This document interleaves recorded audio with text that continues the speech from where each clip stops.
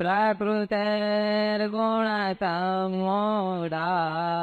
सज्जन्ते गुणकर्मसु तान् कृत्स्नविदो मन्दान् कृत्स्नविन्न विचालये। 29वां श्लोक। प्रकृति जन्य गुणों से अत्यंत मोहित हुए अज्ञानी मनुष्य गुणों और कर्मों में आसक्त रहते हैं। उन पूर्णतया न समझने वाले मंद बुद्धि अज्ञानियों को पूर्णतया जानने वाला ज्ञानी मनुष्य विचलित न करे। व्याख्या। प्रकृतिर्गुण सम्मूढ़ाः सज्जन्ते गुण कर्मसु। सत्व, रज और तम ये तीनों प्रकृतिजन्य गुण मनुष्य को बांधने वाले हैं। सत्वगुण सुख और ज्ञान की आसक्ति से, रजोगुण कर्म की आसक्ति से और तमोगुण प्रमाद, आलस्य तथा निद्रा से मनुष्य को बांधता है। उपर्युक्त पदों में उन अज्ञानियों का वर्णन है जो प्रकृतिजन्य गुणों से अत्यंत मोहित अर्थात बंधे हुए हैं, परंतु जिनका शास्त्रों में, शास्त्र विहित शुभ कर्मों में तथा उन कर्मों के फलों में श्रद्धा विश्वास है। इसी अध्याय के 25वें 26वें श्लोकों में ऐसे अज्ञानी पुरुषों का सत्ताह, अविद्वांसः और कर्मसंगिनाम अज्ञानाम नाम से वर्णन हुआ है। लौकिक और पारलौकिक भोगों की कामना के कारण ये पुरुष पदार्थों और कर्मों में आसक्त रहते हैं। इस कारण इनसे ऊंचे उठने की बात समझ नहीं सकते, इसीलिए भगवान ने इन्हें अज्ञानी कहा है। तान कृत्स्न विदो मंदान। अज्ञानी मनुष्य शुभ कर्म तो करते हैं, पर करते हैं नित्य निरंतर न रहने वाले नाशवान पदार्थों की प्राप्ति के लिए। धन आदि प्राप्त पदार्थों में वे ममता रखते हैं और अप्राप्त पदार्थों की कामना करते हैं। इस प्रकार ममता और कामना से बंधे रहने के कारण वे गुणों यानी पदार्थों और कर्मों के तत्व को पूर्ण रूप से नहीं जान सकते। अज्ञानी मनुष्य शास्त्र विहित कर्म और उनकी विधि को तो ठीक तरह से जानते हैं, पर गुणों और कर्मों के तत्व को ठीक तरह से न जानने के कारण उन्हें अकृत्स्न विदा, पूर्णतया न जानने वाले कहा गया है। और सांसारिक भोग तथा संग्रह में रुचि होने के कारण उन्हें मंदान यानी मंद बुद्धि कहा गया है। कृत्स्नविन न विचालयेत्।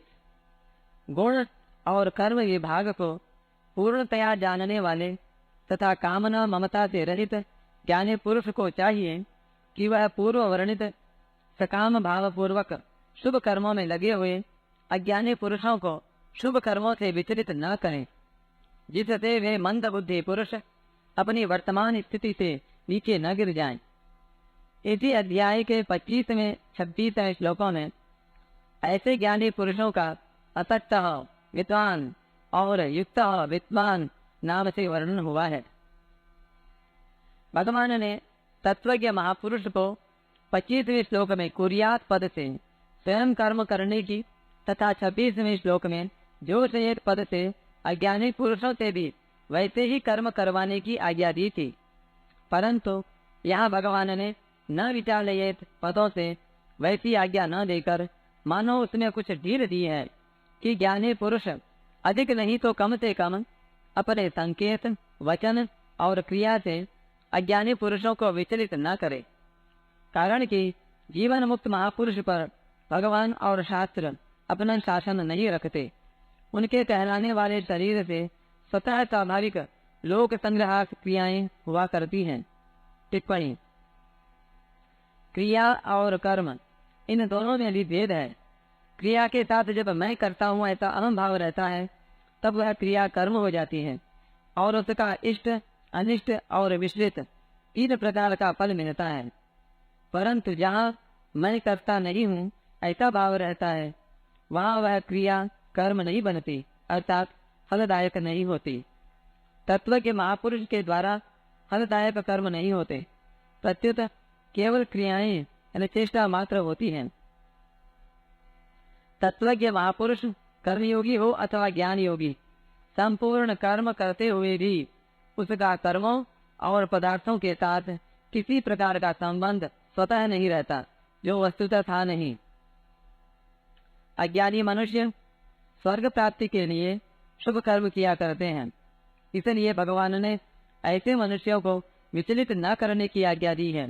अर्थात वे महापुरुष अपने संकेत, वचन और क्रिया से ऐसी कोई बात प्रकट न करें जिससे उन सकाम पुरुषों के शास्त्र विहित शुभ कर्मों में अश्रद्धा, अविश्वास या अरुचि पैदा हो जाए और वे उन कर्मों का त्याग कर दें, क्योंकि ऐसा करने से उनका पतन हो सकता है।